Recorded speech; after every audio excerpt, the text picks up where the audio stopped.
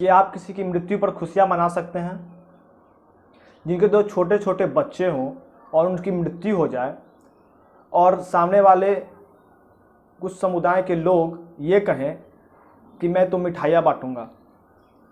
अच्छा हुआ एक गोदी मीडिया का एक रिपोर्टर कम हो गया।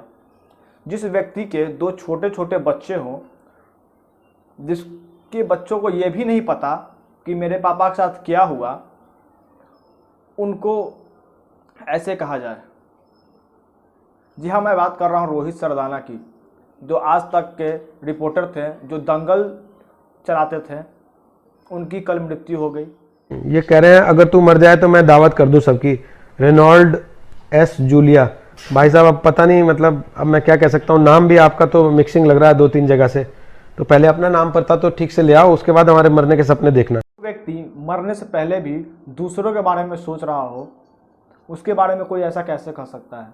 जी हाँ, उन्होंने मरने से कि सुबह उन्होंने एक ट्वीट किया, जिन्होंने उसमें उन्होंने लिखा, नाम करुणा श्रीवास्तव, उम्र 39 साल, इन्हें 6 मेंडिसिविर दवाइयों की ज़रूरत है, कृपया इन्हें इनकी ज़रूरत पूरी की जाए। और इन्होंने सीएमओ और यूपी के जो वरिष्ठ अधिकारी हैं उनको उन्होंने टैग करके ये बात की। और उसी दिन उनकी जो वाइफ हैं परमिला दीक्षित, उन्होंने भी एक ट्वीट किया, जिन्होंने उन्होंने लिखा, 72 साल के श्री अशोक बजाज का उनके घर पर आज शाम 5 बजे निधन हो गया। उनकी कोरोना रिपोर्ट नहीं है और उनके घर में उनकी एक वृद्ध पत्नी अकेली हैं, कृपया उनको मदद की जाए। ऐसे लोगों के साथ कोई ऐसा कैसे लिख सकता है, जो मरने से पहले भी अपनी जाति धर्म समुदाय को छोड़कर सिर्फ मदद करने के लिए सोच रहे हों? उनके बारे में कोई ऐसा कैसे बोल सकता है? ये वही लोग हैं जब बुरहान वानी की मृत्यु होती है तो कहते हैं कि एक अध्यापक के बेटे को मार दिया गया, और पीछे से कमेंट करते हैं, देश में आग लगाने की कोशिश करते हैं। और जो ऐसे अच्छे लोग होते हैं उनके बारे में ऐसी ऐसी दलीलें दी जाती हैं।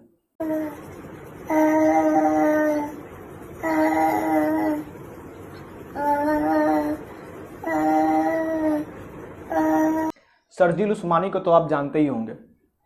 ये वही है जिसने CAA और NRC जब आई थी तो दंगा भड़काने का काम किया था। इस पे आज टेररिस्ट का टैग भी चल रहा है। ये कोई पंकज पुत्र नहीं है। ये वहीं पे अलीगढ़ मुस्लिम यूनिवर्सिटी में एक ज्योग्राफी के शिक्षक का पुत्र है। लेकिन ये सब किसी को नहीं दिखेगा। इसने एक ट्वीट किया, वह झूठ बोलने वाला और नरसंहार कराने वाले व्यक्तित्व का व्यक्ति था। उसे अपनी जर्नलिज्म के लिए कभी भी याद नहीं किया जाएगा। और उसके नीचे एक हिंदू समर्थक लिखता है कि मैं तो मिठाइयाँ बंटवाऊंगा। किसी की मृत्यु हो गई जिसकी उम्र अभी महज 40 साल की थी। उसकी 2 बेटियां हैं, जो जानने से पहले भी दूसरों के बारे में सोच रहा था। उसकी मृत्यु पर जब ऐसे रिएक्शंस आते हैं तो उनकी फैमिली पर क्या असर पड़ेगा, उनके बच्चों पर क्या असर पड़ेगा। लेकिन जो हमारे सेकुलर्स हैं वो कुछ नहीं बोलेंगे, इन पे कुछ रिएक्ट नहीं करेंगे। वो उल्टा इन्हीं पर और गाद गिराएंगे कि अच्छा हुआ कि एक गोदी मीडिया का व्यक्तित्व कम हो गया, एक जर्नलिस्ट कम हो गया गोदी मीडिया का। मैं आपको उनका एक क्लिप दिखाता हूं। गोदी मीडिया क्या है? धर्म यादव जी पूछ रहे हैं गोदी मीडिया क्या है। तो भाई गोदी मीडिया की परिभाषा आप लोग को जाननी है तो चलो मैं आज गोदी मीडिया की परिभाषा बताता हूँ। आप सब लोग भाई जहां भी मोहल्ले में कॉलेज में पढ़ते होगे, आसपास में गली मोहल्ले में रहते होगे, आप देखते होगे ना कुछ बदमाश टाइप के लड़के होते हैं, हर समय चौराहे पे बैठे रहते हैं और हमेशा उनकी नजर जो है वहां आसपास मोहल्ले में रहने वाली तमाम लड़कियों पे होती है। उन गुंडों को जो लड़की पसंद आ जाती है उसको तो वो कह देते हैं ये सबकी भाभी है जी, इसका सब सम्मान करो। और वो अगर मना कर दे कि नहीं भाई मेरे को तुम्हारी दोस्ती पसंद नहीं है, तो वो उसको आवारा बदचलन घोषित कर देते हैं और वहां दीवारों पे जा जाके उसके खिलाफ लिख देते हैं। तो इस समय की स्थिति यही है कि जिन राजनीतिक पार्टियों की गोद में हम नहीं बैठे, वो दीवारों पे जा जाके लिखेंगे कि गोदी मीडिया गोदी मीडिया। उनका कहना हमारी गोद में बैठ जाओ, नहीं तो हम तुम्हें बदनाम कर देंगे कि तुम बदचलन हो। अगर आपकी मानसिकता दूसरों से अलग है तो आप गोदी मीडिया के समर्थक हैं। अरविंद केजरीवाल ने कल ट्वीट किया तो उसको रिप्लाई में एक ट्वीट सामने आया जिसमें कहा गया कि खुद तो गया ही गया, मोदी को भी साथ ले जाता। ये कहाँ का शिष्टाचार हुआ भाई?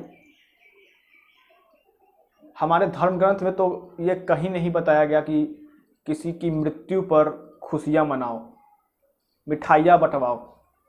पता नहीं तुमने कौन सा धर्म ग्रंथ पढ़ा है। मैं आपको कुछ और ट्वीट्स दिखाना चाहूँगा जिससे आपको पता चल जाएगा कि यहाँ के जो इंटेलेक्चुअल्स हैं, जो खुद को सेकुलर मानते हैं, वो कितने गिरे हुए इंसानों में से एक आते हैं। एक है कांग्रेस के प्रवक्ता इम्तियाज हुसैन, ये कहते हैं देर है अंधेर नहीं।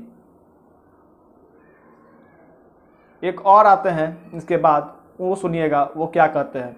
Karma always pay back, hope गोदी मीडिया अब सुधर जाए। सच में in search of Jamaatis we lost himself. वाह क्या सोच है। मैं कुछ नहीं कहूँगा दोस्तों इसके बारे में, ये आप सोचिए कि आप इसके बारे में क्या पॉइंट ऑफ व्यू रखते हैं। बस मैं कुछ वीडियोस के साथ जो रोहित सरदाना की कुछ यादें हैं उनके साथ मैं आपको छोड़े जाता हूं।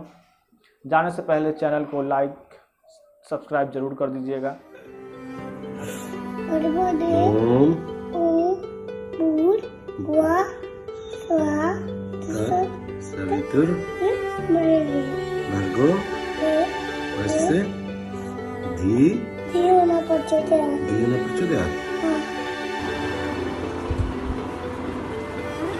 ओम ओम बोलो ओम भूर स्वाहा तत् सवितुर वरेण्यम भर्गो देवस् धीमहि धियो योनः प्रचोदयात्। Very good. सब लड़ रहे हैं, झगड़ रहे हैं, मिल बैठ के बातें कर रहे हैं। मैं खुश हों लाइक तो करता हूँ, पर अंदर से बेजार हूँ। मैं एक डॉक्टर का परिवार हूँ, मैं एक डॉक्टर का परिवार हूँ। हैरत में हूँ कभी पूछते हो, हैरत में हूँ कभी पूछते हो, कभी माँ बाबा पर तुम थूकते हो, फिर भी वो क्यों डटे पड़े हैं। मैं अचरज का संसार हूँ, मैं एक नर्स का परिवार हूँ। देर तक सब सोते हैं, देर तक सब सोते हैं, फिर पकवान बनाते हैं। शाम की चाय और शाही डिनर, नेटफ्लिक्स पर पिक्चर चलाते हैं। मैं आशंका वाला इंतजार हूँ, मैं एक पुलिस का परिवार हूँ। बोर भी हो जाते हो, बोर भी हो जाते हो, सावधानी पूरी बरतते हो। व्हाट्सएप पर भी अप टू डेट और खोज खबर तुम रखते हो। न्यूज देख के जो डर से कांपे, न्यूज देख के जो डर से कांपे, मैं ही वो लाचार हूँ। मैं एक रिपोर्टर का परिवार हूँ, मैं एक रिपोर्टर का परिवार हूँ। ताकतवर भी बिखर गए, ताकतवर भी बिखर गए, हम देखो फिर भी संभले हुए हैं। देश हमारा रुके नहीं, हम घर पे अपने थमे हुए हैं। वजूद मुल्क का बना रहे, वजूद मुल्क का बना रहे, मैं मर मिटने तैयार हूँ। मैं भारत एक परिवार हूँ, मैं भारत एक परिवार हूँ।